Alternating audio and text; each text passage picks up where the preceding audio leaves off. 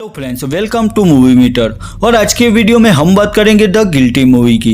ये एक suspense thriller film है। अगर आप ऐसी मूवी की एक्सप्लेनेशन देखना चाहते हैं तो इस चैनल को सब्सक्राइब करना ना भूलें और साथ में बेल आइकॉन पर प्रेस कीजिए, जिससे मेरी नेक्स्ट आने वाली सभी वीडियो की नोटिफिकेशन आपको मिल सके। तो चलिए अब द गिल्टी मूवी की स्टोरी पर फोकस करते हैं। मूवी की स्टार्टिंग में हम देखते हैं कि कैलिफोर्निया के जंगल में भयानक आग लगी थी और इसी वजह से आसपास की जगह पर काफी प्रॉब्लम आ रही थी। अब नेक्स्ट सीन में हम जोई नाम के बंदे को देखते हैं जो 911 के फोन सेंटर में काम करता था। जोई की तबीयत ठीक नहीं थी और वो वॉशरूम में खड़ा था। वहां पर एक आदमी आता है और वो जोई से कहता है कि जंगल में लगी आग की वजह से आज बहुत ही ज्यादा फोन कॉल आ रहे हैं।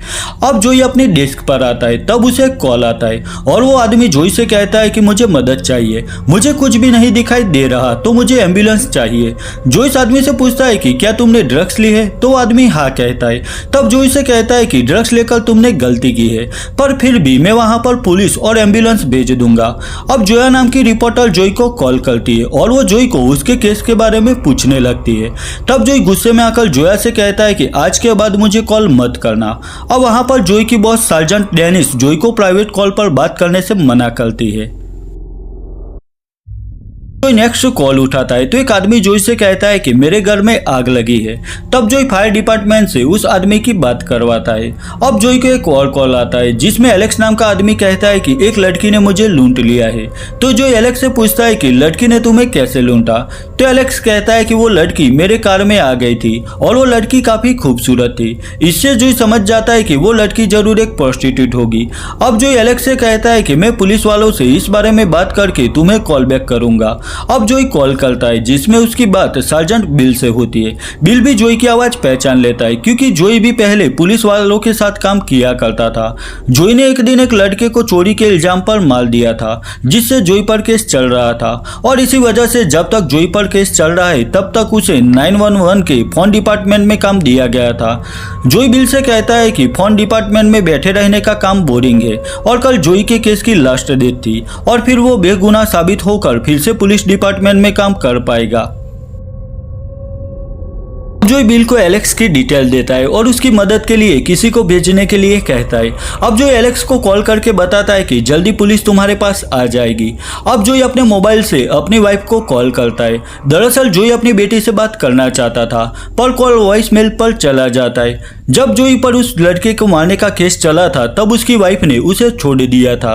अब जोई वापस अपनी डेस्क पर आता है जहां उसे एमिली नाम की औरत कॉल करती है। एमिली डरी हुई थी और वो जोई से इस तरह बात कर रही थी कि जैसे वो अपने बच्चे से बात कर रही हो, जिससे जोई समझ जाता है कि जरूर एमिली मुसीबत में है। तो वो उसे सिर्फ हाँ या ना में ही जवाब देने के लिए कहता है। जोई एमिली से पूछता है कि क्या किसी ने तुम्हें किडनैप किया है, तो एमिली हाँ कहती है। अब एमिली के साथ जो आदमी था वो कहता है कि फोन मुझे दो, मैं बात करना चाहता हूँ। तो एमिली उसे कहती है कि मेरी बेटी सिर्फ मुझसे ही बात करना चाहती है। एमिली जोई से कहती है कि मैं इस आदमी को जानती हूँ और उसके पास हथियार भी हो सकता है। तो जोई एमिली को लोकेशन देखता है। जोई कॉल होल्ड पर रखता है और उस जगह के करीब पेट्रोलिंग कर रहे ऑफिसर को कॉल करता है। जोई ऑफिसर से कहता है कि पासी के रोड पर एक औरत को किडनैप किया गया है और वो एक कार में है। जोई ऑफिसर को वहां जाने के लिए कहता है। अब जोई एमिली से बात करता है और कहता है कि अगर तुम्हारे करीब से कोई पुलिस कार निकले तो मुझे बताना। जोई एमिली से कहता है कि तुम डरे बगैर मुझसे इसी तरह बात करो जैसे कि तुम अपनी बच्ची से बात कर रही हो। जोई को पता चलता है कि एमिली इस वक्त एक व्हाइट कलर की वैन में है। जोई एमिली से कहता है कि अगर कॉल कट हो जाए तो तुम फिर से 911 पर कॉल करके कहना है कि मैं जोई से बात करना चाहती हूँ। अब बातचीत के दौरान कॉल कट हो जाता है। अब जोई ऑफिसर से कहता है कि वह हाईवे के करीब एक व्हाइट वैन खड़ी है और उसी में वो किडनैप लड़की है। अब ऑफिसर को वो व्हाइट वैन दिखाई देती है। अब ऑफिसर वैन के ड्राइवर को पकड़ता है और वैन की तलाशी लेता है पर उन्हें वैन में कोई लड़की नहीं मिलती। यह बात जोई को भी पता चलती है जिससे वो कंफ्यूज हो जाता है। जोई ने कहता है कि तुम लोगों ने शायद गलत वैन पकड़ी है, हो सकता है कि वो लड़की किसी दूसरी व्हाइट वैन में हो। तो जोई ऑफिसर को दूसरी वैन देखने के लिए कहता है। अब जोई एमिली की डिटेल निकालता है जिसमें उसे एमिली के घर का नंबर मिलता है। जोई वहां पर कॉल करता है तो एक छोटी लड़की फोन उठाती है और वो अपना नाम एना बताती है। एना 6 6 साल की थी। जो एना से पूछता है कि घर पर कौन है, तो एना कहती है कि घर पर मेरा छोटा भाई ओलिवर है। जो पूछता है कि तुम्हारी मॉम एमिली कहाँ पर है, तो एना कहती है कि मेरे डैड मेरी मॉम को उनकी व्हाइट वैन में लेकर गए हैं। यह सुनकर जो समझ जाता है कि एमिली के हस्बैंड ने ही उसे किडनैप किया है। एमिली के हस्बैंड का नाम हेनरी था। अब एना जोई को हेनरी का नंबर देती है, तो जोई वो नंबर लिख लेता है। इससे जोई को हेनरी का एड्रेस और कुछ डिटेल भी मिल जाती है और यहाँ जोई को हेनरी के खिलाफ कुछ क्रिमिनल केस की जानकारी भी मिलती है। एना से कहता है कि तुम घर पर ही रहना, मैं एक ऑफिसर को वहां पर भेजता हूँ और अगर तुम्हें कोई ज़रूरत हो तो तुम 911 पर कॉल करके कहना कि मैं जोई से बात करना चाहती हूँ। अब जोई एमिली को कॉल करता है पर एमिली का फ़ोन स्विच ऑफ था, तो जोई पेट्रोलिंग ऑफिसर को कॉल करके वो व्हाइट वैन जल्दी से ढूंढने के लिए कहता है। पर ऑफिसर जोई से कहता है कि हम व्हाइट वैन ढूंढ रहे हैं पर अब तक हमें वैन नहीं मिली। अब जोई अपनी वाइफ को कॉल करता है। जोई अपनी बेटी से बात करना चाहता था पर उसकी वाइफ कहती है कि अभी उसकी बेटी सो रही है, तो वो जोई की बात उससे नहीं करवा सकती। फिर वो जोई से कहते हैं कि तुम बार बार कॉल करके मुझे परेशान मत करो। इतना कहकर वो कॉल काट देती है। अब जोई अपनी बेटी की फोटो देखता है, वो काफी अपसेट था। अब जोई हेनरी के नंबर पर कॉल करता है और उसे कहता है कि मैं जानता हूँ कि तुमने अपनी वाइफ एमिली को किडनैप किया है, वही मेरे पास तुम्हारी सारी काली करतूतों की डिटेल है। यह सुनकर हेनरी कॉल कट कर देता है। जोई फिर से हेनरी को कॉल करता है पर अब हेनरी का फोन स्विच ऑफ था।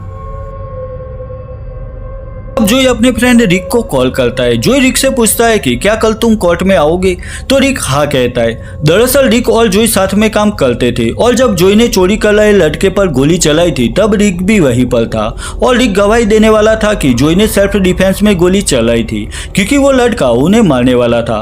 पर सच तो यह था कि जोई ने गुस्से में आकर उस लड़के को मार डाला था।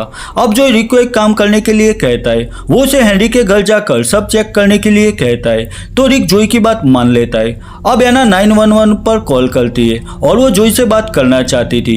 जोई उससे बात करता है तो एना कहती है कि मेरे घर के बाहर कोई खड़ा है, तो जोई एना से कहता है कि उन्हें घर में आने दो, वो मेरे फ्रेंड है। तो एना उन्हें घर में बुलाती है। वहां पर जिम नाम का ऑफिसर था। जिम जोई से कहता है कि एना के कपड़ों पर खून लगा हुआ है।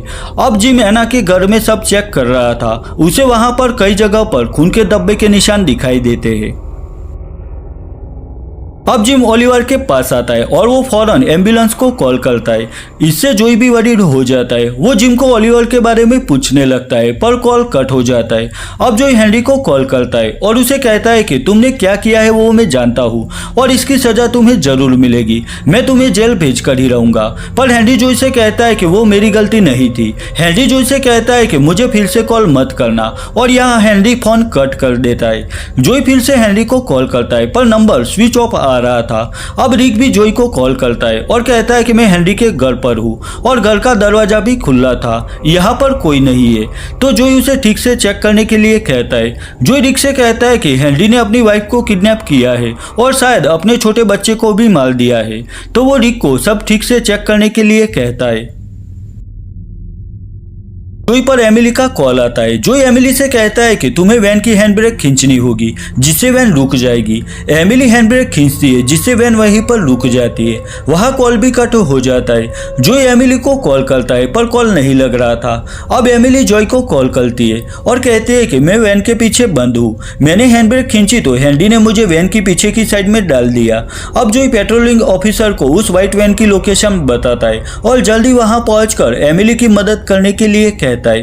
अब जोई फिर से एमिली से बात करता है। वो एमिली से कहता है कि तुम्हें अब रेडी रहना होगा और जब भी चांस मिले तुम्हें हेनरी पर हमला करना होगा। एमिली को वैन में एक ब्रिक मिलती है, तो जोई कहता है कि हेनरी जब भी वैन रोककर तुम्हारे पास आए तो ब्रिक से उस पर वार करना और वहां से भागने लगना। अब एमिली जोई से कहती है कि वैन रुक गई है। वही वो कहती है कि मेरा बेटा ओलिवर अब शांत हो गया है। तो जोई एमिली से पूछता है कि तुमने ऐसा क्यों कहा कि ओलिवर शांत हो गया है। तब एमिली कहते हैं कि मेरे बेटे ओलिवर के पेट में बहुत सारे सांप थे और वो सांप मैंने बाहर निकाल लिए हैं। यह सुनकर जोई चौंक जाता है। वो समझ गया था कि ओलिवर के इस हाल के लिए हेनरी नहीं पर एमिली ही जिम्मेदार थी। अब जोई को वहां पर हेनरी के चिल्लाने की आवाज़ सुनाई देती है और फोन कट हो जाता है। जोई समझ गया था कि उससे बहुत बड़ी गलती हो गई थी। अब रिक जोई को कॉल करता है और कहता है कि मुझे हेनरी के घर पर उसके क्रिमिनल केस के पेपर के साथ एमिली के मेंटल हॉस्पिटल के पेपर्स भी मिले हैं। अब जोई उस व्हाइट वैन की लोकेशन देखता है जो कि मेंटल हॉस्पिटल के करीब थी। तो जोई हेनरी को कॉल करता है और उसे पूछता है कि क्या तुम एमिली को मेंटल हॉस्पिटल ले जा रहे थे। तो हेनरी कहता है कि मैं हॉस्पिटल ही आ रहा था, पर एमिली ने ब्रिक से मुझ पर वार किया और अब वो यहाँ से भाग गई है। यह सुनकर जोई हेनरी से कहता है कि डोंट वरी, हम तुम्हारी मदद करेंगे, पर तुम्हें एमिली के बारे में सारी बातें मुझे पहले से ही बता देनी चाहिए थी और एमिली को लेकर पुलिस स्टेशन ही आना था।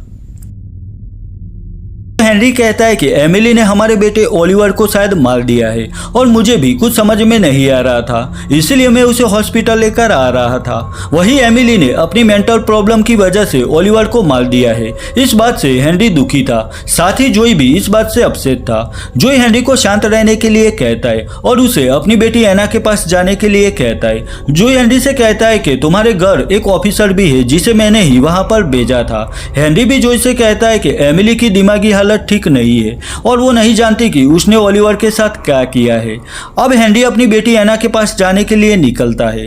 अब जो एमिली को कॉल करता है तो एमिली कहती है कि मैं ब्रिज के पास खड़ी हूँ और अपने बच्चे ओलिवर को ढूंढ रही हूँ। तो जो एमिली से कहता है कि तुम वहीं पर रहो, मैं एक ऑफिसर को वहां पर भेजता हूँ, वो तुम्हें ओलिवर के पास ले जाएगा। एमिली भी जोई से कहती है कि शायद मैंने कुछ गलत किया है क्योंकि मेरे कपड़ों पर खून लगा है। वेल यहाँ एमिली को याद आ गया था कि उसने अपने बेटे ओलिवर को मार डाला है। जोई भी समझ गया था कि अब एमिली ब्रिज से नीचे कूदकर अपनी जान दे देगी। तो जोई अपने ऑफिसर को जितना हो सके उतना जल्दी उस ब्रिज वाली लोकेशन पर एमिली तक पहुंचने के लिए कहता है। जोई एमिली से भी कहता है कि तुम्हारा बेटा ओलिवर बिल्कुल ठीक है। वही एना भी उसका घर पर इंतजार कर रही है, लेकिन एमिली जानती थी कि जोई उसे वहां रोके रखने के लिए ऐसा कह रहा था। तब एमिली जोई से कहती है कि मैं अब मरना चाहती हूँ और यही मेरी गलती की सजा है।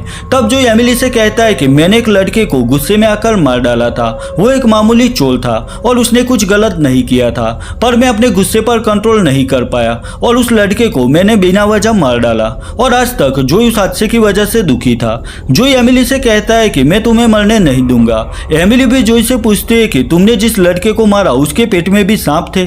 तो जोई हाँ कहता है। वो एमिली से कहता है कि लड़के के पेट में सांप थे इसलिए मैंने उसे मारा। एमिली से कहता है कि एना को तुम्हारी जरूरत है और ऑफिसर तुम्हारे पास आ जाएंगे तो तुम उनके साथ चली जाना, वो तुम्हारी मदद करेंगे। अब जोई को पुलिस कार की आवाज सुनाई देती है जिससे वो समझ जाता है कि ऑफिसर एमिली तक पहुंच गया है, पर यहाँ पर फिर से एमिली कॉल काट देती है। जोई एमिली को कॉल करने की भी कोशिश करता है पर फोन स्विच ऑफ आ रहा था, इससे जोई वरीड हो जाता है। अब उसी वक्त जोई पर पेट्रोलिंग ऑफिसर का कॉल आता है। वो जोई से कहता है कि मैंने एमिली को बचा लिया है और वो हमारे पास है। यह सुनकर जोई खुश हो जाता है। अब एक लेडी ऑफिसर भी जोई के पास आती है और कहती है कि एना के घर पर जो ऑफिसर था उसने ओलिवर को बचा लिया है, वो अभी हॉस्पिटल में आईसीयू वार्ड में है। यह खबर सुनकर जोई काफी अच्छा महसूस करने लगता है। अब जोई वॉशरूम में आता है, वो मिरर में खुद को देखता है और उसने जो भी गलती की थी उसके लिए वो गिल्ट फील कर रहा था और जोई उस गिल्ट से आजाद होना चाहता था। वो अपने ऑफिसर फ्रेंड रिक को कॉल करके कोर्ट में सच बताने के लिए कहता है क्योंकि उसकी गलती की वजह से ही वो लड़का मारा गया था। लेकिन रिक जोई से कहता है कि मैं ऐसा नहीं कर सकता, तुम मेरे फ्रेंड हो और कोर्ट में झूठी गवाही देकर मैं तुम्हें बचा लूंगा क्योंकि तुम अपनी गलती के लिए अफसोस कर रहे हो और यह बहुत बड़ी बात है। अब जोई वो कॉल काट देता है और वो रिपोर्टर जोया को कॉल करता है। जोई जोया से कहता है कि मैं तुम्हें कुछ बताना चाहता हूँ। अब नेक्स्ट डे न्यूज में आता है कि ऑफिसर जोई ने गुस्से में आकर जानबूझकर एक लड़के को मार दिया था और ऑफिसर्स भी जोई को झूठी गवाही देकर बचाना चाहते। वेल जो भी हो, जोई को अपने किए पर अफसोस हो रहा था और उसने सबको सच्चाई रिपोर्टर जोया के थ्रू पहुंचाई थी और बस यही पल द गिल्टी मूवी खत्म हो जाती है। ईयर 2021 में रिलीज हुई द गिल्टी मूवी को IMDb पर 6.2 आउट ऑफ 10 स्कोर मिला है। वही रोटन टोमेटो पर इसे 69% स्कोर मिला है। अगर यह वीडियो आपको अच्छी लगी है तो इसे लाइक और शेयर कीजिए और मेरे लिए कोई भी सजेशन है तो मुझे कमेंट सेक्शन में कमेंट करके बताइए। तो मिलता हूँ अपनी नेक्स्ट वीडियो में, तब तक के लिए बाय बाय।